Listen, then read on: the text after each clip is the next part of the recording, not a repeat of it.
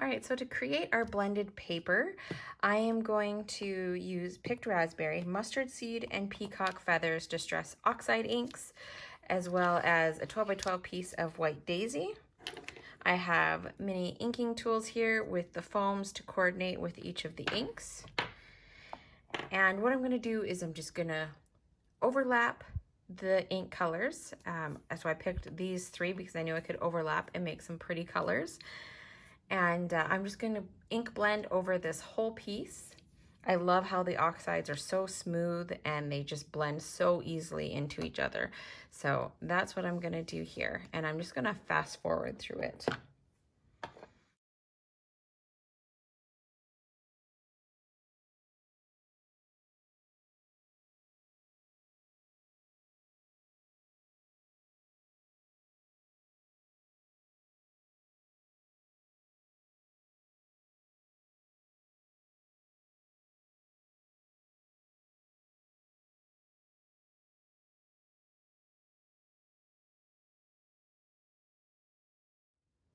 Okay, so my camera stopped recording, but I wanted to show you how the finished piece turned out. So I just kept laying down the colors, blending over them. You can see where the teal and the pink met, I got purple. Where the yellow and the teal met, I got green. Where the pink and the yellow met, I got orange. So I have this nice, beautiful rainbow piece of paper, 12 by 12.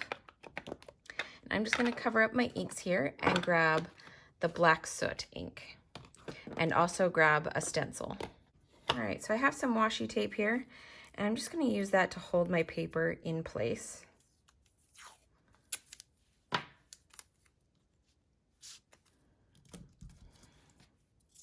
And then I'm also going to use it to hold my stencil in place. All right, so I have my black soot ink here and my mini inking tool. And I'm just going to kind of pounce it through the stencil and twist.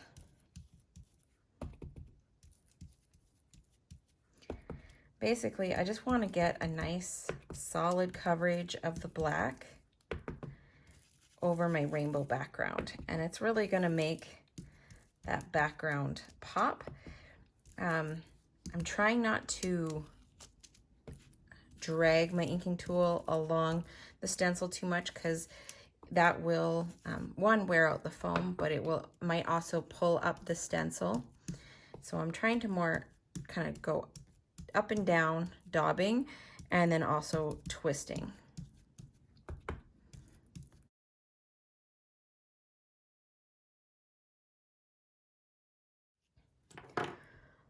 Okay, now is the moment of truth to see if I got everything blended the way I wanted to.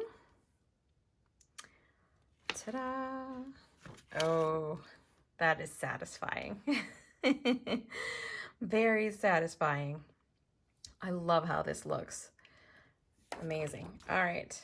I think this would also make a really cool embellishment if you wanted to cut out around the edge, leaving like 1/8 of an inch. And you could use that as an embellishment on a scrapbook page. But for our purposes, we're going to be using this for making cards. And so what I want to do, I think, is just go around and fill in a few of the outside edges where it's a little bit sparse. Because I think I want to have a little bit more pattern when I chop this up into little tiny pieces.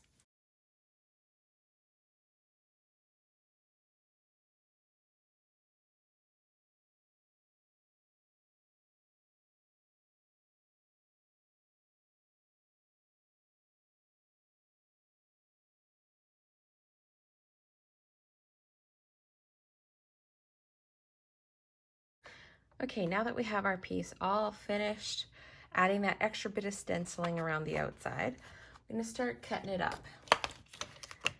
So at first I'm going to cut 2-inch sections.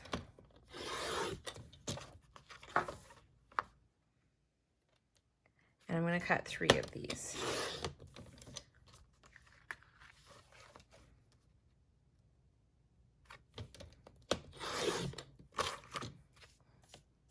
And I'm going to take those and I'm going to cut to 5.5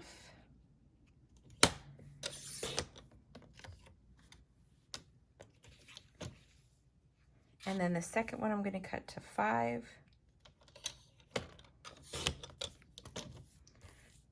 And rotate it and cut it in half at 1. Oh, those are looking really cool. Okay, so these skinnier pieces here are for card number 1. These bigger pieces are for card number 3. So I'm just gonna cut this. I want this end actually for card number 3. So I'm gonna cut this to 5.5. And then I'm going to cut this down to 5.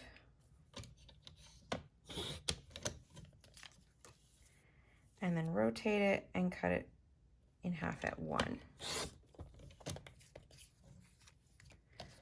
Very cool.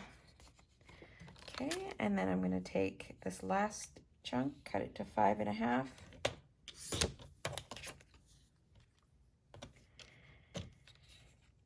And I think I want to use the bottom part of this, so then I'm going to rotate that, cut it down to 5, and then in half at 1. The interesting thing about this is you never know what you're going to get. So there's those pieces. And now I'm going to cut a 3-inch strip.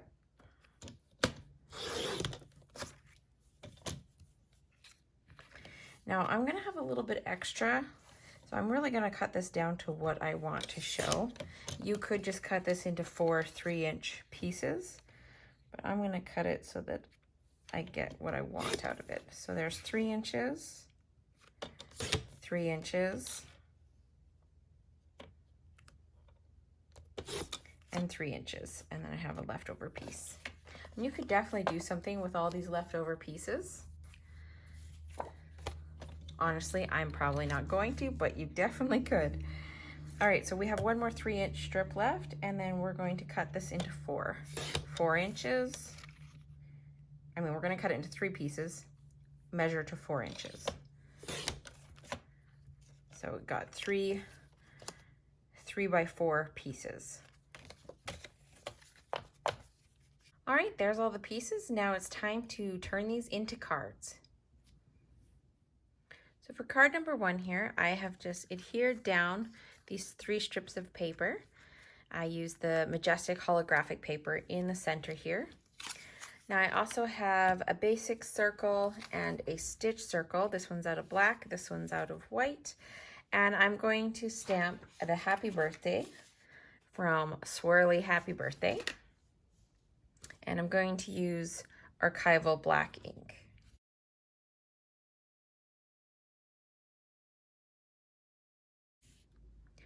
I like using Archival black for sentiments because it gives you a nice, strong, crisp impression.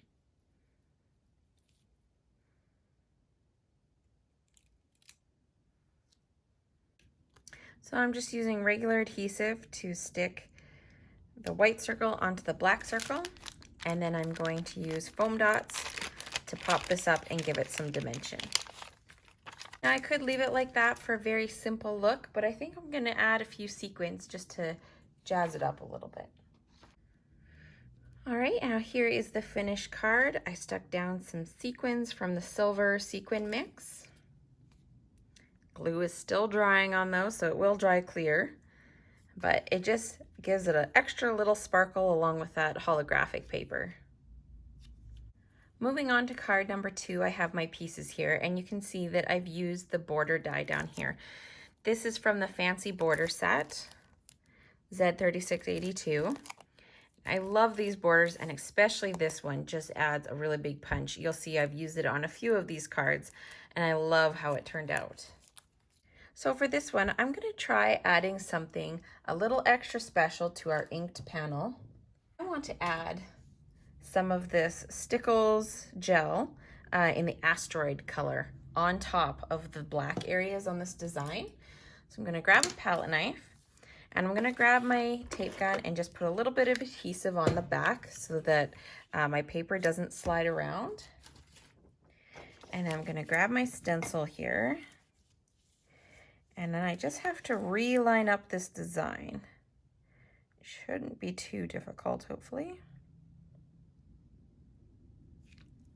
Okay, now once it's in place, I'm gonna use some washi tape again just to hold it still so it doesn't slip on me. All right, and then I'm just gonna grab this gorgeous glitter gel. Love this stuff. You could use any of the colors. The moon dust would be a really nice choice as well. But I love that this has the silver in it, and I think it'll layer over the black really well. So I'm just gonna go ahead and just put somewhat generous coating of this over top.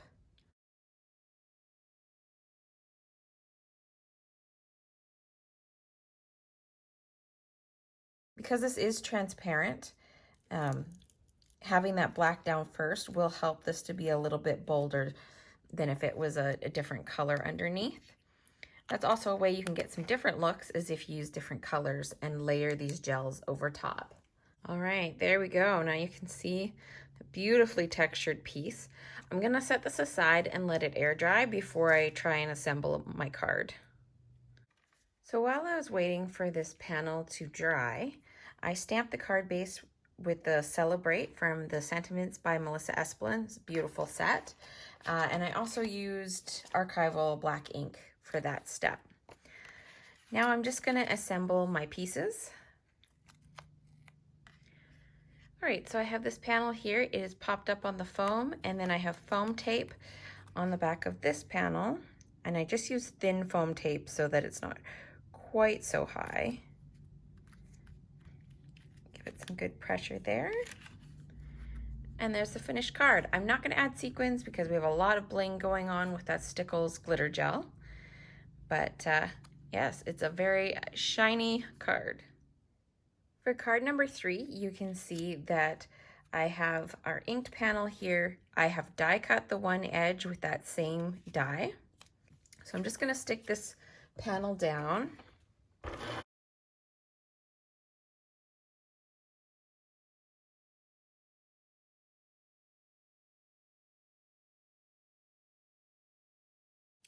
So for my sentiment, I'm going to use the stitch scallop brackets.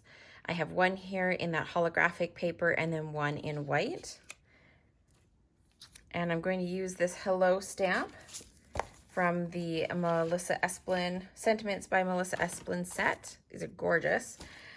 And then also Archival ink again.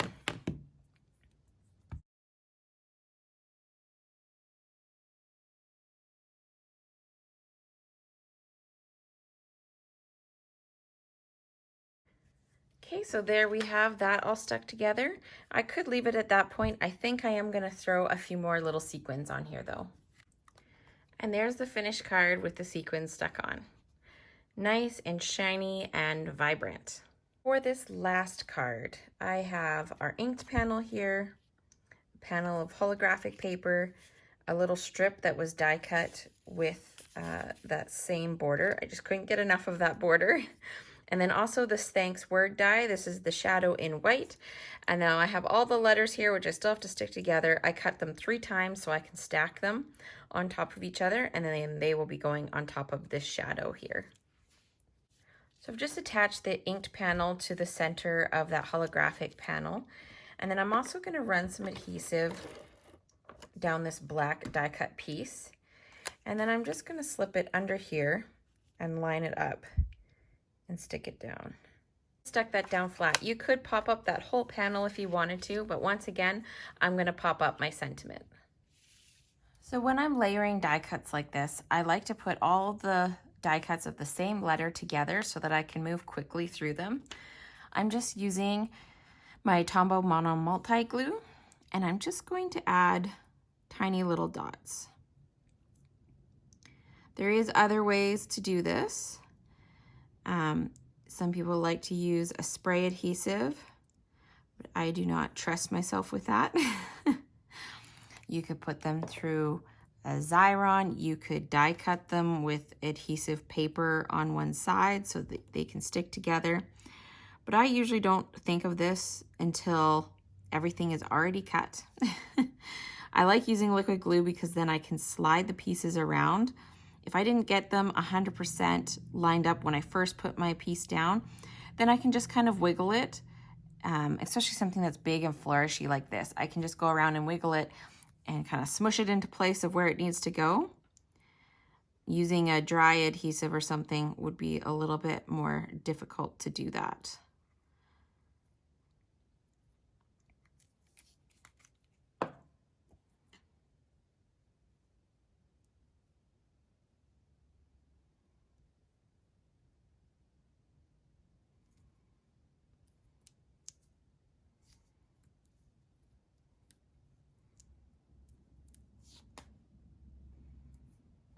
So this is a little bit more time consuming, but I love the extra dimension it gives you. It almost looks like a chipboard letter. But I'm not going to make you watch me assemble all these, so I'm just going to go ahead and stick all these layers together and then come back. Okay, there we go. That took a little bit of time, but I got everything on there stacked. I'm sure on the camera it doesn't really look too impressive, but in person it adds a lot of extra punch. Another thing that you can do is actually cut one layer of all the letters out in a specialty paper. You could do like glitter paper or black ore paper, which looks really gorgeous. It's like a shimmery black paper, or holographic cardstock, foiled paper, anything like that, just to add that extra pizzazz on top. Now I've stuck foam dots on there. I already peeled all the backings off. And I'm just going to stick this onto my card. And then, of course, finish it off with some sequins. There's card number 4 finished. I got all the sequins stuck on there, and that's it. So I hope you enjoyed watching all of these cards come together and watching the inking process and everything. If you would like your free copy of the guide for all the cutting measurements and instructions, you can find that on my website under cutting guides. I will have it linked down in the description below. All right, have a great day. Bye.